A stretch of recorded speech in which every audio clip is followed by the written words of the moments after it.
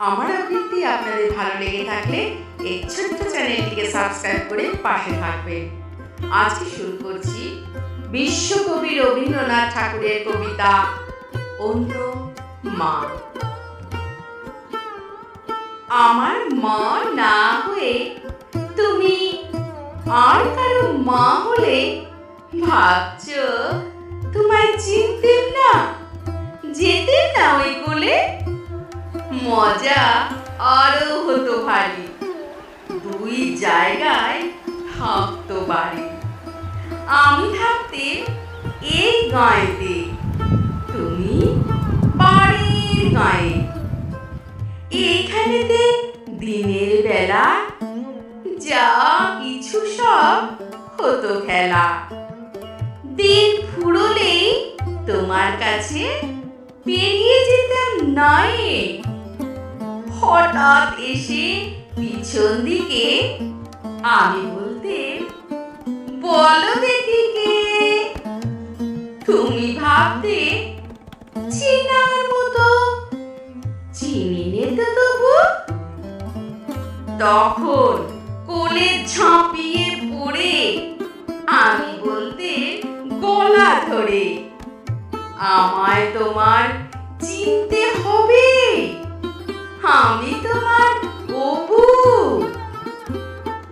ওই বাড়িতে যখন তুমি আনতে যেতে যাও, এই বাড়িতে তখন ঘাটে, বল দেখি কে বল? কাগজ করা নৌকোটিকে ভাসিয়ে দিতে তোমার দিকে।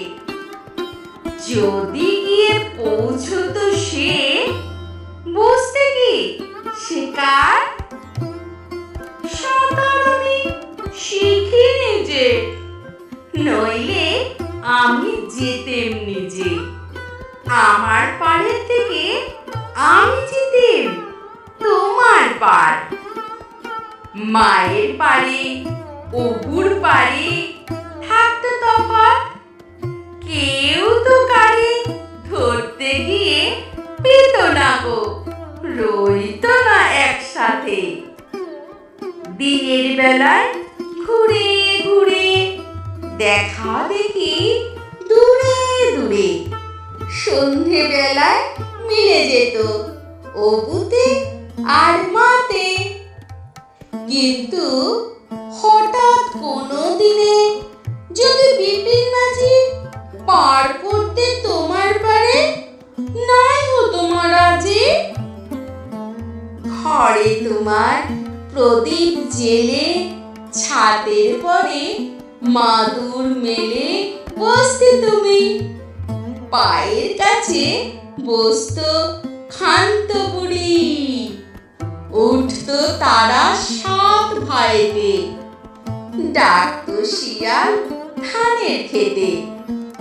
উড়ো ছায়ার মতো বাদুর কোথায় যেত উড়ে, তখন কি মা দেরি দেখে ভয় হতো না থেকে থেকে? পার হয়ে মা আসতে হতোই, অবু যেথায় আছে। তখন কি আর ছাড়া পেতে, দিতে কি আর ফিরে যেতে?